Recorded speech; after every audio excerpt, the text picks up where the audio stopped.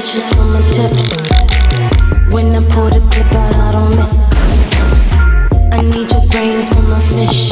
Comedian beef is happening once again. Okay. Now, before we even start this, I just want to say I'm not taking the Justice League podcast. We're not taking sides. We're just reporting what we saw and giving our opinion on what we seen. Now, Precious Hall, very, very funny comedian. We both know her.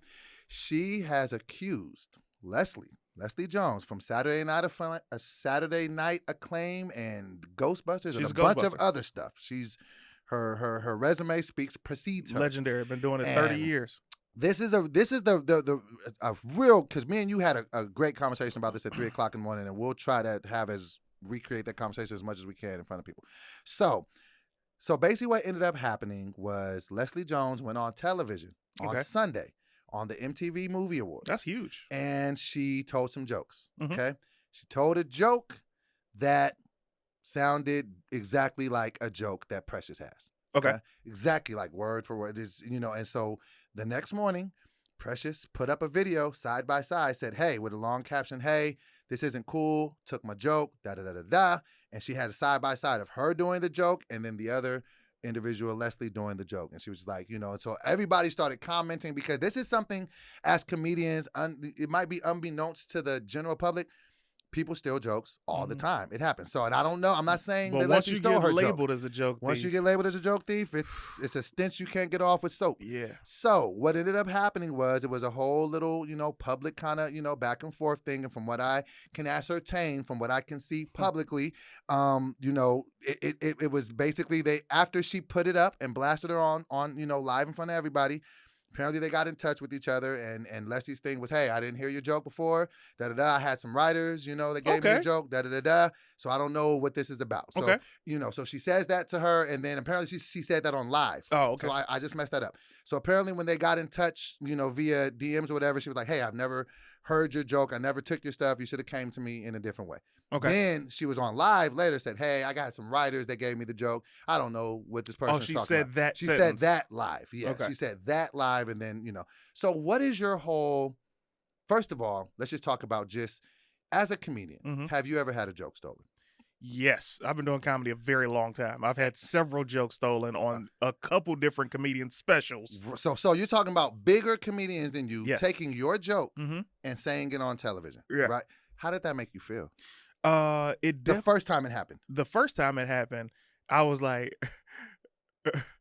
what just happened, right? Right. Because it was like, wait, what? Wait a minute. You know what I mean? Because for those of you guys who don't know, the comedians that don't know each other, we can get in touch with any comedian. Right. Like, literally any comedian, there's a 6th degree of separation. I can get to you. Facts. I can find out your number. I can be put on the phone with you. I can be, brought to you in person and vice versa. Within a matter of minutes. It's so easy to get in touch with a comedian. It's crazy. If you are a comedian, if you're a fan of a comedian, good luck. You know what I'm saying?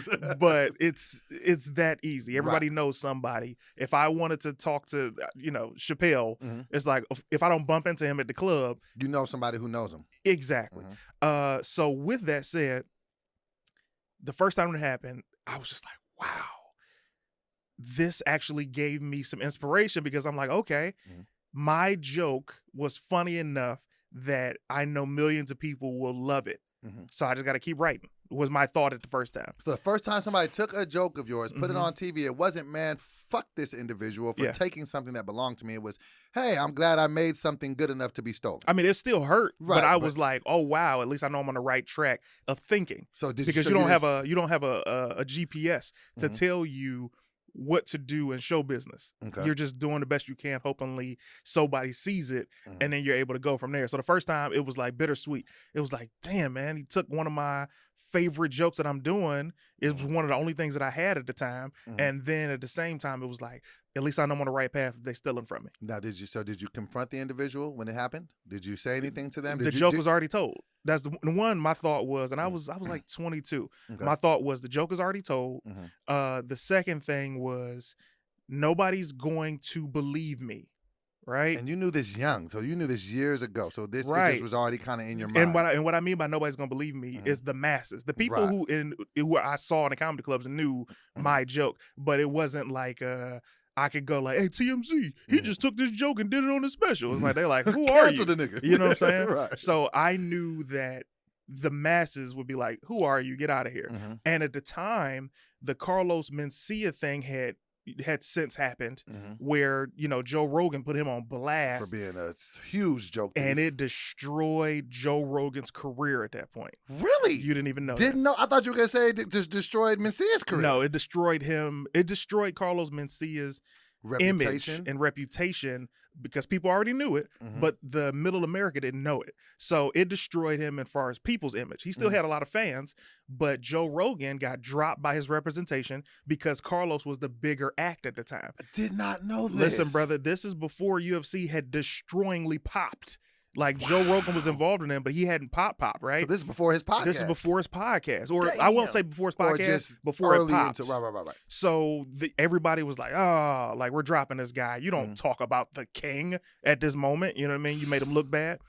Fast forward with Joe Rogan, the rest is history. He's super famous. He's been able to create popularity for other comedians and other people who aren't in the business. Hooray for that, brother. That's a real great job. And he's made a complete 180 as far as his career is concerned. He does what he wants, right? But at that time, him telling his truth bit him. Yeah. See, because that's okay.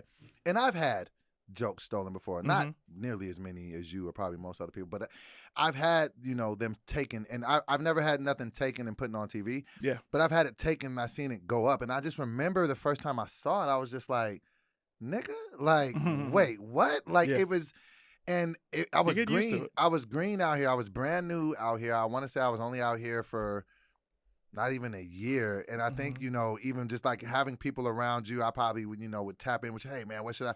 And I think so I had people around me telling me not to. But see, this is the thing why my heart bleeds for Precious. I got like a personal relationship with Precious. This is I love Precious. friend. She's like, a sweet girl. And so I see funny. And I've known her for 7-8 years now. I'm gonna tell you something, Doughboy. Doughboy, you better own these hoes. Doughboy, you better know something. So I got a lot of love for her just as a person, as a creator, all that. I've seen her be blackballed in the industry. I've seen it. I've seen people say things about this young woman and it ruined opportunities for her. And I've seen her keep her cool. I've seen her get her jokes taken before and just kind of keep, and you know what I'm saying? I know she takes her craft very seriously because Precious, like even within the last month or two, has been over to my crib 8-9 times for 2-3 hours at a time, working on her set, just putting in the hours and the work to be great. When you do something like that, and all you have in this shit is your voice and your point of view and your reputation, and then a person that is bigger than you with a bigger voice with the masses takes your shit, which probably might not mean anything to a Leslie. Like, and I'm not saying that Leslie's seen it and took. I'm just saying the joke that, you know, came from Precious or whatever. A person saying this on a huge stage now. If Precious goes to try to tell her joke that she's been doing for years, now she looks like a copycat. Right. Now she looks like somebody that's stealing, and that's not the case. So that's just why I just be like, and then I like, you know, because you know the industry, like, you know, people talking. You know, I'm hearing things, people like, oh, I don't know if she should have reacted like that. I'm like, well, how the fuck is she supposed to react?